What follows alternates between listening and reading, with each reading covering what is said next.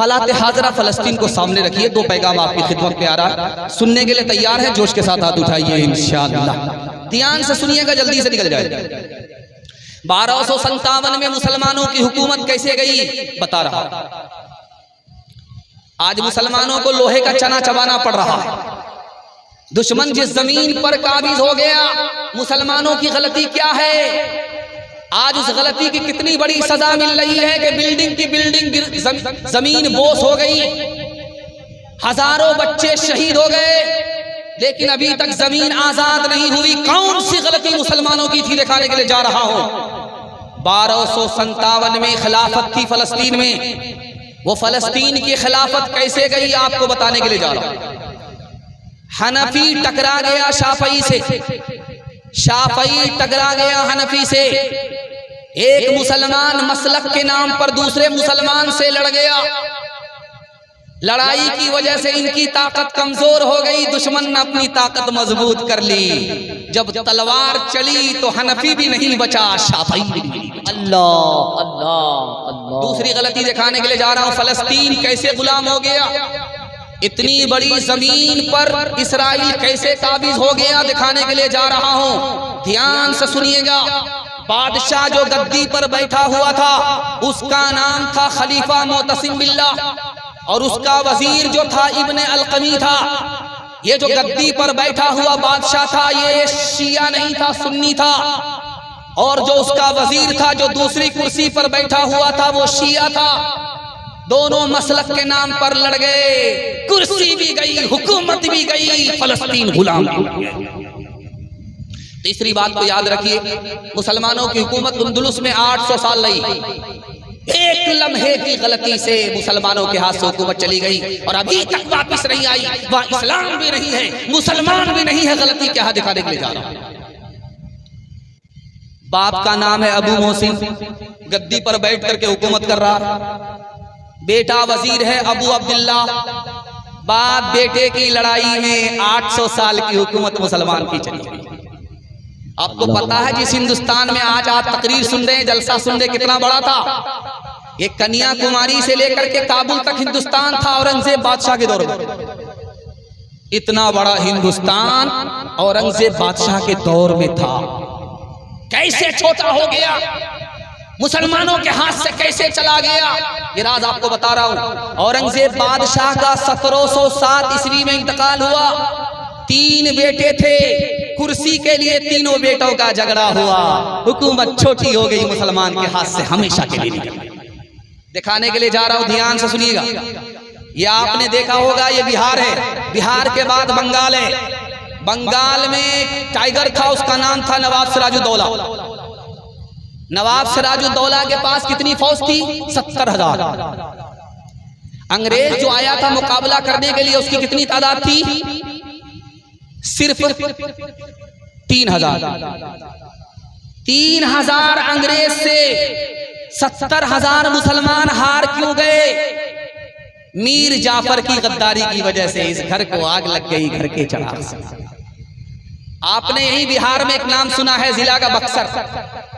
1764 ईस्वी में अंग्रेज से लड़ाई हुई। मीर कासिम मुसलमान के पास कितनी फौज है? 50,000। अंग्रेज की तादाद कितनी है? 7,000। 7,000 अंग्रेज से 50,000 मुसलमान हार क्यों गया?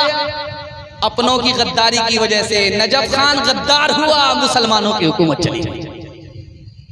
आखिरी बात सुना करके पैगाम को खत्म कर रहा हूं। अकल का नाखून लेना है। एक बस्ती में रहना है, अगर जीना है, कयामत तक जीना है तो एक साथ जीना होगा। जहां झगड़ा शुरू किया तो ये भी मिटेंगे, वो भी मिटेंगे। सफे हस्ती से नक्शा मिटा दिया।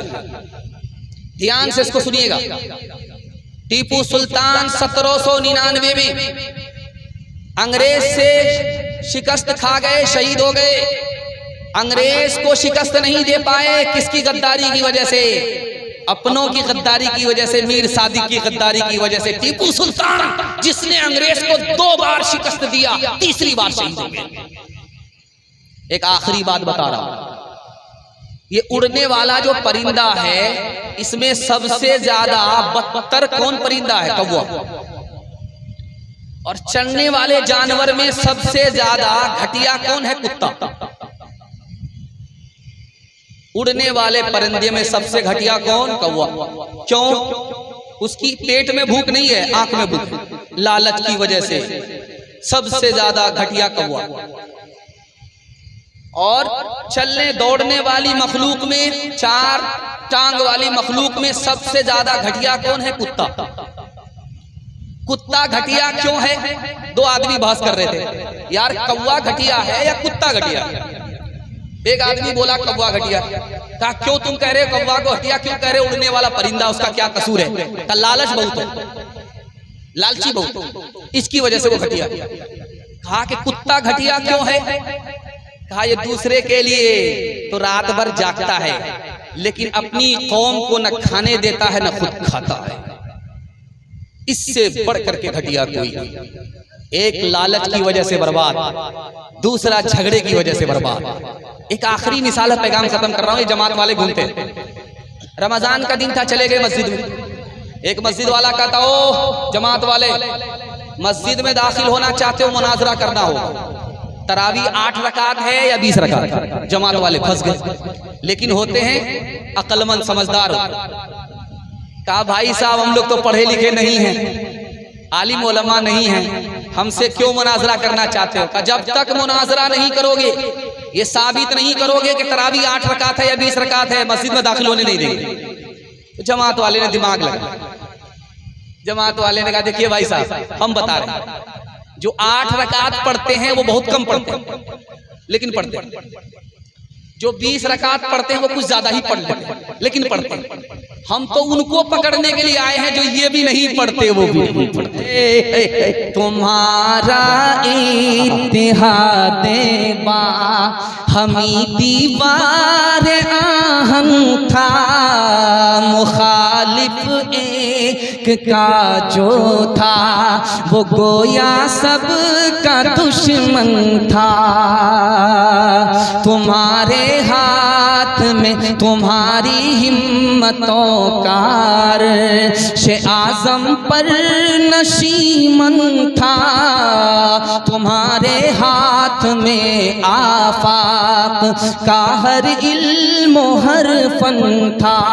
तुम अपनी हक परस्ती से दबा लेते थे दुनिया को, खुदा के सामने झुक कर झुका लेते थे आदा को, खुदा के सामने झुक कर झुका लेते थे आदा को।